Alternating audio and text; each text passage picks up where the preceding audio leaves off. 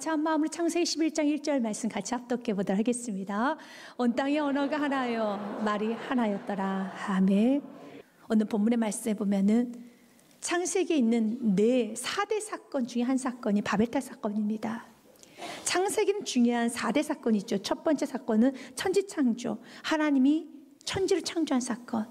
두 번째는 인간의 타락, 하나님께서 먹지 말라 했던 선악을 알게 하는 그 나무의 실과를 먹고 에덴에서 쫓겨나죠. 세 번째로는 아담과 하와의 후손인 인간의 타락해서 하나님으로부터 홍수의 대심판을 받습니다. 그것이 바로 노아의 방주 사건이죠. 그리고 네 번째 사건이 인간의 죄성을 그대로 드러나게 하는 바벨탑 사건입니다. 홍수 심판을 받고 난 후에 노아의 가족 8명만 살아남습니다. 다 죽습니다. 설마 우리 모두가 다 죽어? 하나님 말씀 변하지 않아요. 하나님 말씀 다 죽습니다. 하나님을 경외하지 아니하고 하나님 약속의 말씀 믿지 아니하고 자기 마음대로 살아가면 심판받습니다. 그것은 말씀이기 때문에, 말씀은 우리 환경에 따라, 우리가 인간이 말씀 믿지 않는 인간들이 많단다 해서 그 말씀이 없어지는 것이 아닙니다. 말씀 1.1핵도 변하지 않습니다. 꽃은 마릅니다. 푸른 시듭니다. 그러나 하나님 말씀은 영원합니다. 하나님 말씀 그대로 다 성취가 된다는 것입니다. 40주 40야가 여러분 비가 쏟아지기 시작합니다. 홍수로 땅 위에, 지면 위에 있는 모든 건 다 쓸어버리셨습니다. 그리고 누구만 남느냐면 노아의 가족 8명만 남습니다. 그 가족들이 이제는 번성하여서 여러분 무리가 되기 시작했습니다. 그리고 오늘 말씀처럼 하나님께서 인간에 주신 선물 중에 하나가 바로 언어예요. 언어는 인간이 만들어내거나 인간이 분석하는 것은 아니라고 합니다. 언어학자였던 촘스키가 이런 말을 합니다. 인간이 사용하고 있는 언어는 분석이나 연습이 아니라 직관적으로 습득이 되는 것이다. 그래서 인간이 의도적으로 만들어내는 것이 아니라 자연스럽게 부여받는 것이다 라는 말합니다. 각 나라마다 언어는 다르지만 인간이 모여들면 서로 간에 의사소통을 할 수 있는 언어가 자연스럽게 습득이 돼요. 자연스럽게 여러분 나오기 시작한다는 겁니다. 이건 하나님께서 인간들에게 주신 선물이죠. 그런데 지금 이 시대 때 너무 귀한 하나님 주신 축복이 있었어요. 그것은 언어가 하나인 겁니다. 말이 통하다는 거예요. 직장생활 해보신 분들, 또 사업을 해보신 분들, 또 부부 사이에서도 말이 안 통하면은 정말 화나지 않습니까? 일이 안 돼요. 결과물이 좋게 안 나옵니다. 말이 통해야 돼요. 언어가 통해야 되는 것입니다. 그래서 일이 잘 되죠. 그래서 그들은 하나 될 수 있었어요. 언어가 통했기 때문에 서로 하나 됐습니다. 이렇게 하나님 주신 귀한 언어의 축복 또한 그들에게는 여러분 흙을 가지고 벽돌을 만들 수 있는 기술, 역청을 만들 수 있는 기술도 있었어요. 이런 좋은 재능이 있었어요. 그런데 오히려 하나님 주신 모든 것을 가지고 더 교만해지기 시작해요.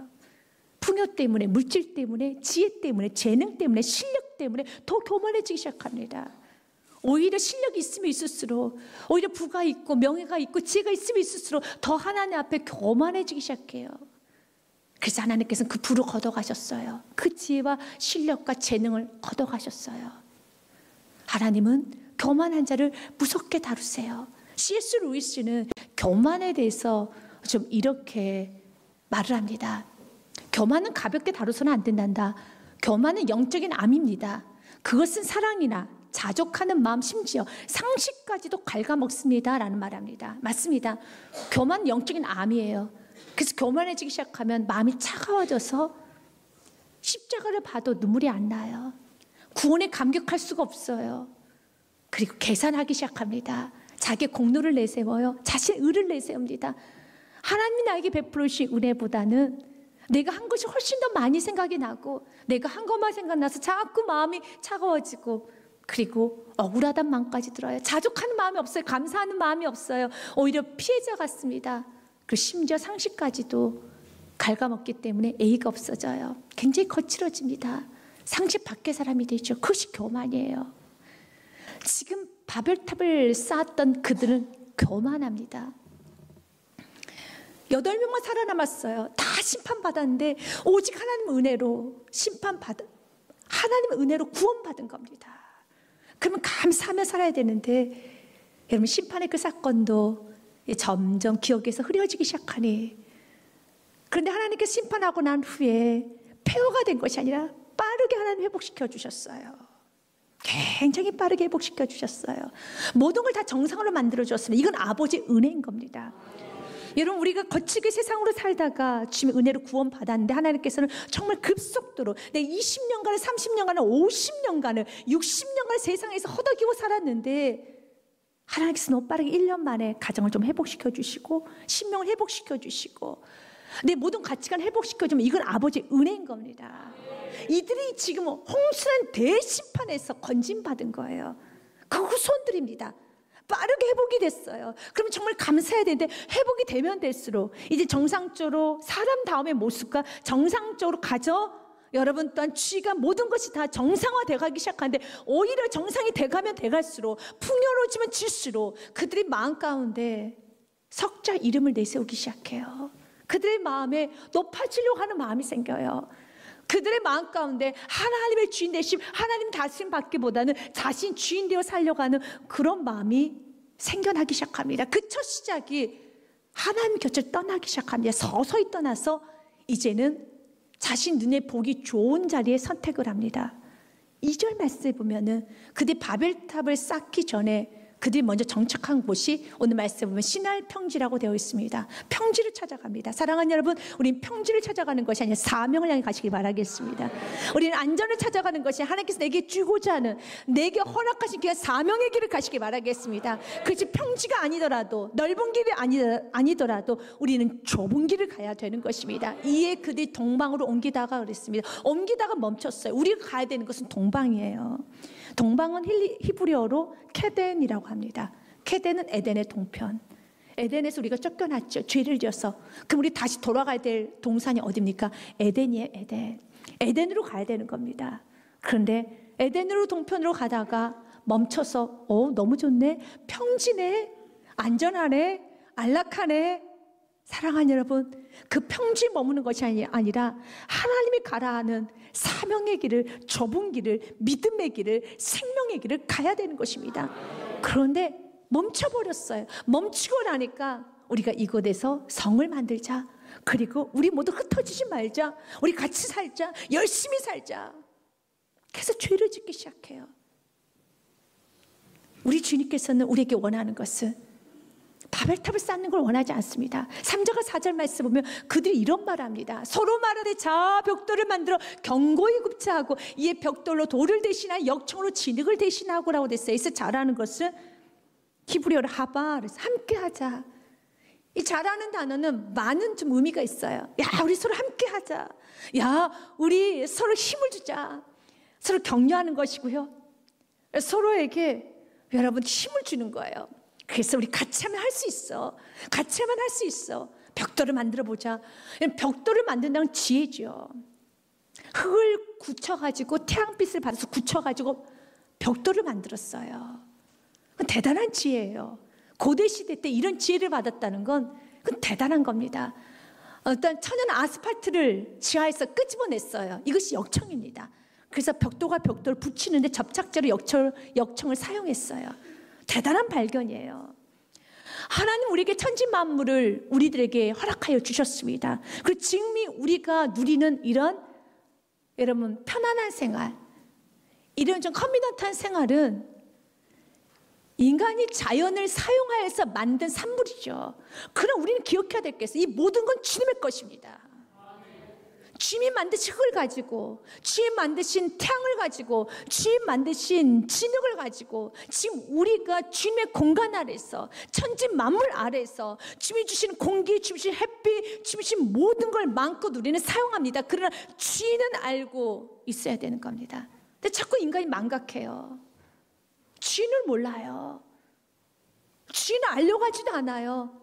하나님의 것을 가지고 마음껏 쓰면서 거기다가 자기 이름을 기록해 놓는다는 것입니다. 자기 이름을 기록하면 안 돼요. 그곳에다가 예수 그리스도 이름을 기록을 해야 되는 것입니다. 그러면서 그들의 마음은 이런 말을 합니다. 서로 이렇게 말합니다. 4절 말씀에 그들이 왜 탑을 쌓고 그들이 왜 성읍을 쌓았는가?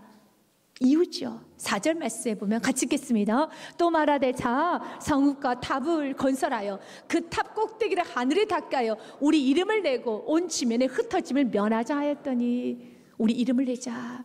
그래서 일설에 의하면 벽돌마다 자기 이름을 새겼다고 합니다. 참 하나님 보시기에는 교만하죠. 하나님이 허락하신 진역을 가지고 하나님 주신 지혜로 하나님 주신 생명과 하나님 주신 언어를 가지고 하나님 주신 건강, 하나님 주신 모든 것을 가지고 자기 석자 이름을 새겨놓습니다. 그리고 우리가 하늘 꼭대기에 닿아보자.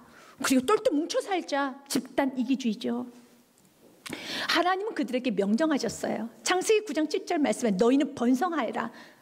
너희는 땅을 정복하여라 했습니다. 너희는 생육하고 번성하여 땅에 가득하여 그 중에 번성하여 흩어져야 되는 것입니다. 근데 흩어지지 않았어요. 우리 서로 뭉쳐서 여기서 평지에서 우리 잘 살아보자. 서로 돕고 서로 도와서. 그래서 예수 그리스도가 빠진 하나됨은 무서운 죄를 저지를 수 있어요. 예수 그리스도가 없는 집단은, 예수님이 없는 가정은, 예수님이 없이 사업을 하며, 예수님이 없이 일을 하며, 예수님 없는 인생은 열심히 하면 할수록, 불을 얻으면 얻을수록, 높이 올라가면 올라갈수록 무서워져요. 독이 되는 것입니다. 그래서 우리 주님께서는 결국 흩으세요. 안 되겠다, 흩어야 되겠다. 지금도 우리 주님께서는 일심 없이 하나 되려고 하고, 이들은 지금 너무 하나 되고 있어요. 얼마나 하나 되는지 몰라요. 자, 하봐 서로 하면서 함께 하자. 야, 조금만 더 힘을 내면 돼. 조금만 더 벽돌을 쌓으면 돼. 그리고 우리가 성을 만들어서 우리 이 안에서 사는 거야. 무너지지 않아. 홍수가 와도 우리는 견딜 수 있어. 성급을 단단히 쌓아서 우리 여기 이곳에서 우리 똘똘 뭉쳐서 우리끼리 잘 살자. 우리가 이 땅에서 우리끼리 잘 사는 인생이 아니라, 여러분, 이 땅에서 우리는 믿음으로 살아야 돼요. 이 땅에서 우리의 이름을 내세우는 것이 아니라 예수 그리스도의 이름을 드러내야 되는 것입니다. 주님은 그 모습을 보고 계셨어요. 그리고 내려오십니다. 이것이 5절과 6절 말씀이에요. 그리고 흩으셨어요. 여호와께서 사람들이 건설하는 그 성읍과 탑을 보려고 내려오셨더라. 6절 말씀. 그리고 이렇게 말씀하십니다. 여호와께서 이르시되 이 무리가 한 족속이야. 문제가 한 족속이어서 문제였구나. 언어도 하나이므로 언어가 하나인 게 문제구나. 이건 축복이었어요. 물질은 축복입니다. 언어가 하나 되는 건 축복이고요. 가족이 이렇게 서로 하나가 되고 부부 사이가 좋은 거는 축복이고, 건강도 축복이며 지혜도 축복이며, 여러분, 흙을 가지고 벽돌을 만드는 건 굉장히 큰 지혜고 실력의 재능이에요. 이 모든 거 다 축복입니다. 그런데 주님 보시기에 이것이 문제였구나. 그래서 주님 걷어가시는 거예요. 언어도 하나이므로 이같이 시작하였으니, 바로 이렇게 실력이 있고 재능이 있고 언어가 하나 되어서 이렇게 시작하게 되었으니 이후로 그 하고자 하는 일을 막을 수 없으리로다. 하나님께서 좀 무능하셔서 인간을 막을 수 없다는 그 뜻이 아니라, 인간의 그 욕망을 절대로 꼭대기까지 탑을 쌓을 수 없어요. 성을 건설할 수 없습니다. 그런데 인간의 욕망은 조금만 더 하면 돼. 인간의 그 욕망이 멈춰주지 않는 걸 아셨기 때문에 하나님이 멈추게 하시는 거예요. 인간은 불가능에 도전하려고 하는 그런 욕구가 있어요. 그래서 사단은 그 불가능에 도전하는 것이, 긍정적인 부분에서는 사단은 여러분 역할을 하지 않죠. 어떤 것을 우리 끝까지 불가능에 도전해야 되죠. 무엇으로요? 믿음으로요. 그럼 반대로 이건 절대로 불가능이야. 인간이 할 수 없어. 그런데 사단은 아니, 할 수 있어. 조금만 더 노력하면, 조금만 더 힘을 쓰면, 너가 조금만 더 노력을 하면 할 수 있어라고 하면서 자꾸 부추기죠. 그리고 계속 탑을 쌓게 하죠. 무가치한데 온 인생을 다 걸게 하는 겁니다. 그러나 그 탑은 내가 아무리 노력을 해도, 내가 아무리 계획을 하고, 내가 열심히 또 노력을 하며 최선의 최선을 다해도, 기억하십시오. 절대 쌓을 수 없습니다. 그래서 주님께서 인간이 막을 수 없다는, 인간의 욕망을 막을 수 없다는 걸 아셨기 때문에 하나님이 직접 무너뜨리신 거예요. 우리가 어떤 고난을 통해서 하나님이 우리에게 주고자 하는 메시지가 무엇일까요? 어떤 재난을 우리가 좀 경험하거나 아니면 우리가 범으로써 하나님이 우리에게 주고자 하는 메시지가 무엇일까요? 더 잘 준비하고 이 재난, 이 지진, 이 홍수에서 우리가 더 잘 살아남아야지, 좀 더 안전 대책을 잘해야지, 이것이 메시지일까요? 아니죠. 아, 인간은 유한한 존재구나. 인간은 무능하구나. 하나님을 막을 수 없구나. 자연 앞에서 인간은 너무 무력한 존재구나. 죽음 앞에서 인간은 너무 무력한 존재구나 라는 걸 깨닫기 원하죠. 그런데 인간은 이런 어려움을 당하고도, 고난을 당하고도 조금만 더 노력하면 할 수 있다라는 그 욕망이, 할 수 있다라는 그 자기 안에 자만심이, 자긍심이 넘쳐나서 계속 달려갑니다. 사단은 계속 부추깁니다. 그래서 하나님께서 내가 그들의 욕망을, 우리 주님은 너무 잘하셨기 때문에 결론 하나님이 흩으세요. 7절과 8절입니다. 자, 우리가 내려가서 거기서 그들의 언어를 혼잡게 하여 그들이 서로 알아듣지 못하게 하자 하시고 무질서를 만들어 버리십니다. 언어를 걷어가십니다. 의사소통이 되지 않게 합니다. 그래서 일을 하면 할수록 화가 나요. 분노가 납니다. 벽돌 가져오는데 역청을 갖다 줍니다. 오른쪽을 올리라는데 왼쪽에 갑니다. 화가 나죠. 그래서 예수 그리스도가 없는 인생은 혼란해져요. 혼잡해집니다. 무질서해집니다. 가정이 질서가 있기 원합니까? 아름다워지기 원합니까? 혼잡해지지 않고 혼란해지지 않고 모든 게 조화롭게 원합니까? 인생이 아름다워지기 원합니까? 여러분이 자연 만물을 볼 때 좀 어떤가요? 우리나라 같은 경우는 사계절이 있어서 야, 하나님의 그 솜씨가 너무 대단하지 않습니까? 어느 순간에 가을이 되면 빨갛게 여러분 다 붉은 색깔로 산이 다 뒤덮여져 있어요. 하나님만이 만들 수 있는 색깔이에요. 그리고 또 봄이 되면 다시 또 파랗게 바꿔줍니다. 하나님만이 하실 수 있는 거예요. 그 붉은 낙엽의 색깔 인간이 물감으로 만들 수 있을까요? 없죠. 그래서 우리는 자연을 보면서 너무 예쁘다 사진을 찰칵찰칵 찍죠. 여러분 자연의 경관을 보면서 여러분 흐르는 그 물을 보면 물 색깔을 보십시오. 하늘의 색깔을 보십시오. 나무를 보십시오. 꽃을 보십시오. 깎아지르는 그 절벽을 보십시오. 인간의 눈으로 볼 수 있는 건 한시적이지만, 그럼 만약 우리가 온 우주 만물, 별 세계를 본다면, 우주 세계를 본다면 그건 너무 큰 대단한 거죠. 누가 만드셨습니까? 하나님이 만드셨어요. 그런데 그 하나님 만드실 때 만드시는 기준이 있습니다. 그리고 우리 인간은 아름답다고 하죠. 창세기 1장 1절 말씀은 하나님이 태초에 천지를 창조하시니라. 태초에 하나님이 천지를 창조하시니라 라고 말씀을 하십니다. 그리고 첫째 날에 빛을 만드십니다. 그리고 항상 이런 말씀하세요. 첫째 날, 둘째 날, 셋째 날, 넷째 날, 다섯째 날, 여섯째 날까지 항상 하나님께서 만드시고 난 후에 하시는 말씀이 있어요. 하나님 보시기에 좋았더라. 기준은 하나님께서 온 우주 만물을 만드신 기준은 당신 보시기에 좋은 것을 만드셨습니다. 근데 하나님 보시기에 좋게 만드셨어요. 색깔? 내가 보기에는 붉은 색깔이 좋아. 내가 보기에는 하늘은 파란 색깔이 좋아. 그냥 하나님 보시기 좋게 만드셨어요. 그런데 그 결과물을 보니까 인간이 보기에 입이 쭉 벌어져요. 너무 아름다워서요. 너무 경이로워서요. 너무 그런 조화가 없어요. 그런 조화가 없어요. 저는 색깔의 조화가 많은 부분도 최고봉이지만 전 수박을 먹으면서 항상 그런 생각을 해봅니다. 하나님만의 색깔의 조화를 멋지게 했다는 거예요. 여러분 겉에는 초록색에 중간에 검정무늬 속에는 하얀색에 그 속에는 빨간 것에 그 빨간색에는 검은색 도트로 다다다다 찍어놓은 거예요.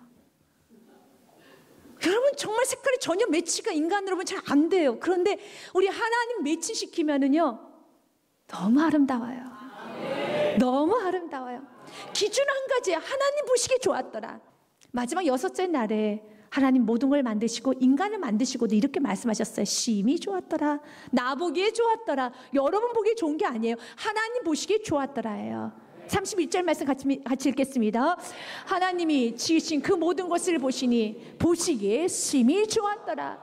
저녁이 되고 아침이 되니 이는 여섯째 날이니라. 하나님 보시기에 좋았더라요. 근데 그 결과가 너무 아름다워요. 그 결과가 너무 신비로워요. 그 결과가 너무 조화로워요. 여러분 인생이 아름다워지기 원합니까? 여러분 인생이 조화로워지기 원합니까? 혼란해지지 않고 혼잡해지지 아니하고 무질서해지지 아니하고 질서정연하면서 이 자연 만물처럼 온 우주처럼 여러분 깨끗해지기 원합니까? 아름다워지기 원합니까? 그럼 여러분 보기에 좋은 인생 살지 마십시오. 하나님 보시기에 좋은 인생을 살면 아름다워져요. 하나님 보시기에 좋은 인생을 살면 조화로워져요. 하나님 보시기에 좋은 인생을 살면 여러분 정말 경이롭다 그런 고백을 하게 돼요. 오늘 이들은 자신 보기 좋은 인생을 살았어요. 자신 눈에 보기에 평지예요. 너무 좋아 보여서 멈췄어요. 또 자신이 보기에 좋은 곳을 선택해서 탑을 쌓았어요. 그리고 성읍을 만들었어요. 그런데 하나님 보시기에는 아주 싫어하셨어요. 무너뜨리고 싶을 만큼, 던져버리고 싶을 만큼, 발로 짓밟고 싶을 만큼 하나님 보시기에는 안 좋아 보였어요. 지금도 사단은 끊임없이 우리를 유혹해요. 슬쩍슬쩍 하나님의 자리에 올라갔다 내려갔다가, 그래서 어떤 부분은 순종하지만 어떤 부분은 순종을 안 해요. 여전히 고집피워요. 여전히 그 부분에서 자신 주인이 되어 살아요. 지금은 한 가지죠. 지금 한 두 가지 정도 여러분 고집피고 있죠. 그러나 그 나쁜 습관, 그 교만한 마음을 내가 끊어내지 아니하면 결국은 하나님은 몰아내요. 그리고 자신이 주인이 되어서 그가 부가 있으면 있을수록, 실력이 있으면 있을수록 하나님을 몰아내고 자신의 성을 쌓기 시작합니다. 그러나 그 성은 여러분 쌓을 수 없는 성이에요. 그 성은 여러분 완성되지 않는 성입니다. 노력을 해도 안 되는 것입니다. 우리 주님께서는 오늘 우리에게 말합니다. 그 바벨 탑을 무너뜨리기 원하십니다. 20세기 신학자였던 카바르트가 인간의 하나님의 영광을 찬탈하고자 하는 그 교만에 대해서 이런 말을 합니다. 인간의 범죄는 단순히 자기 자신에 대한 인간의 오류, 자기 소외, 자기 중심성, 자기 폐쇄성만이 아니라 광기와 영웅주의, 하나님의 영광의 찬탈이다. 인간은 하나님의 영광을 찬탈하고 그 스스로 하나님이 되려고 한다. 이러한 혼돈 속에서 인간은 자신을 사이비 신으로 만든다. 자신을 나중에는 신으로 만들어요. 하나님의 자리를 자꾸 찬탈하려고 하는 겁니다. 이제 하나님을 주인으로 자리를 모시고 자기 석자 이름 내세우려고 하지도 마시고, 어떤 부분에서는 자신의 마음대로 결정하지도 마시고, 자긍하는 마음을 버리시고 우월감을 버리시고 겸손하게 또 겸손하게 주님의 뜻 가운데 순종으로만 나가시길 바라겠습니다.